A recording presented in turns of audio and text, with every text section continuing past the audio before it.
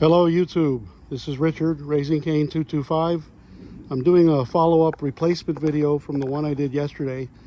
This is for the Leo Vinci LV race exhaust that you see there. The video from yesterday, I realized I had made a mistake and not removed a bracket that I was supposed to. So the exhaust sat canted much lower than it should have. It was an easy fix. It took me about 10 minutes, but I wanted to do a better video and explain that a little bit to make it easier for someone considering the same exhaust.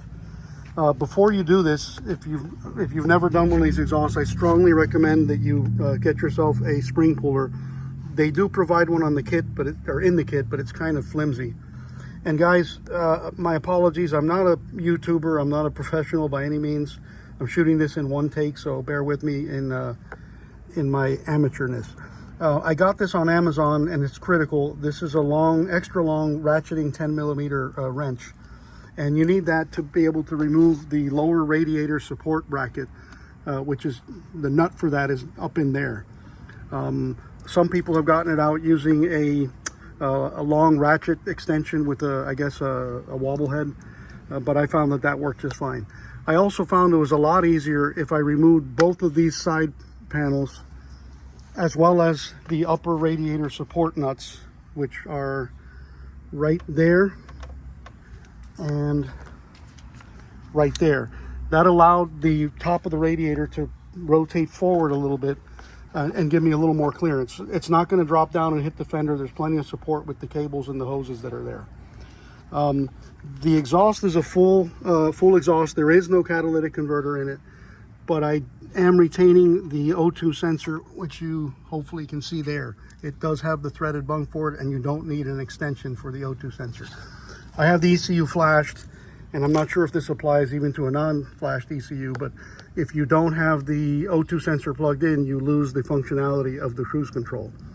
So the part number of the actual system I got from Leo Vinci is 14371EB. It's the LV race, okay? And although that says that it's for a Yamaha MT-09 or SP, and that's for 21 and up, it is a direct fit for the 22 and up, or 22 and 23 Yamaha XSR900. No modifications at all were needed, and it fits perfect. So like I said, you need to get that nut that holds the lower radiator support out, remove the lower radiator support to get the existing exhaust off. And there's other videos out there of removing the factory exhaust.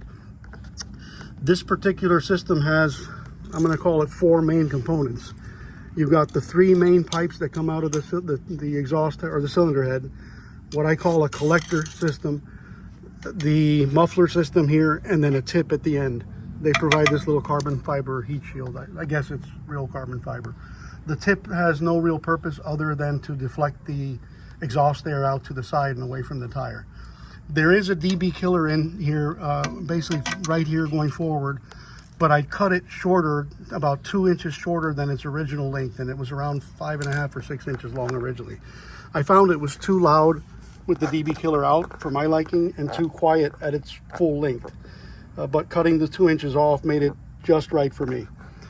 Okay, when you go to install these systems, and this was the first one I had ever done, it's kind of critical that you follow the order and the instructions they provide. You start at the top, at the front, with the 3 main pipes, as well as their respective bushings and flanges that go along with them. Each of these upper pipes is etched with a part number that ends with 1, 2, and 3.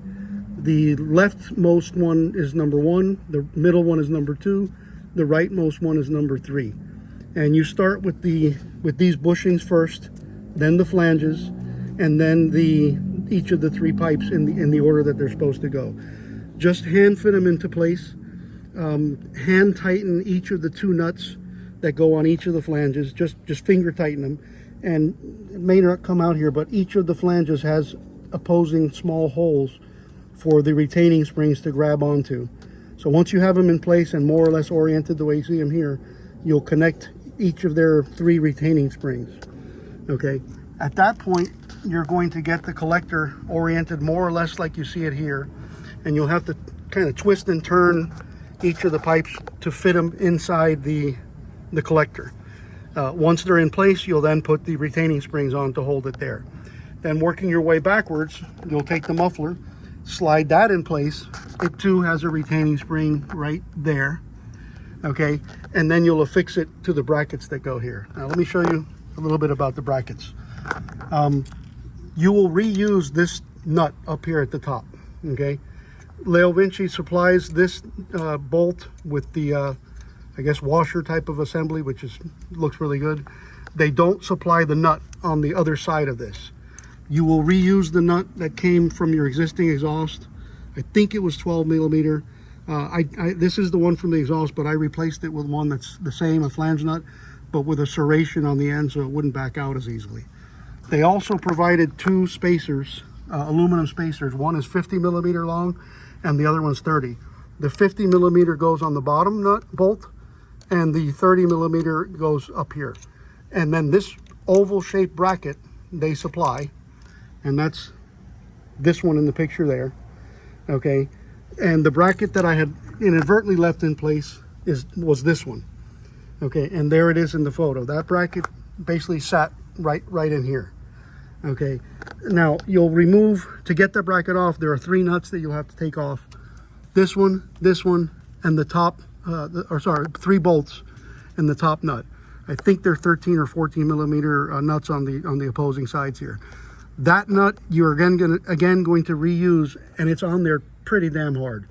I don't know what the torque spec was, but it took a bit to break it loose. So you will definitely reuse that, and it's that nut right there. Okay, once I had everything kind of in place but loosely fitted, I then tightened those nuts down and then fully tightened the flange nuts up at the top. I couldn't discern any kind of exhaust leak. And it even with the original bracket improperly in place or since, and it really sounds fantastic to me. I really like the look. The ground clearance is excellent. It's 5.5 inches at the front to the ground, measured with the bike upright, and 6 inches at the back. So it's at least as high off the ground as the enormous factory exhaust. Hopefully this has been helpful. I'm going to go ahead and run it a bit. It's a cold start, so you'll get a little taste for it. I'm going to record a better, longer video of me riding the bike with a much better audio recording device. This is just an iPhone 13 Pro Max, so the audio quality is not the greatest, but it'll give you a little idea of the sound. For me, it's just the right tone and just the right volume over the stock. Now, this is a cold start as well.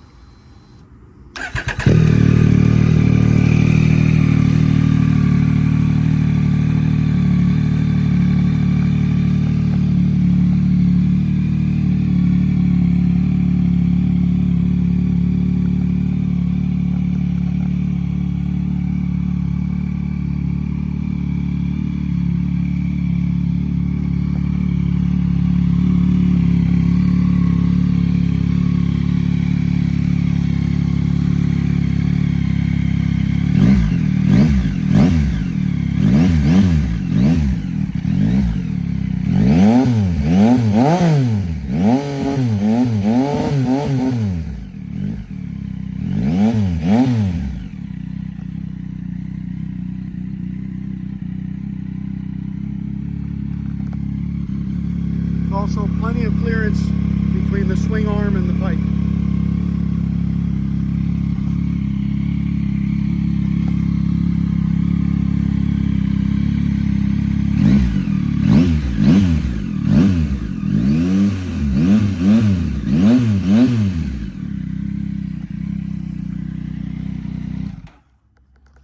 Okay, I hope this is of some help to somebody.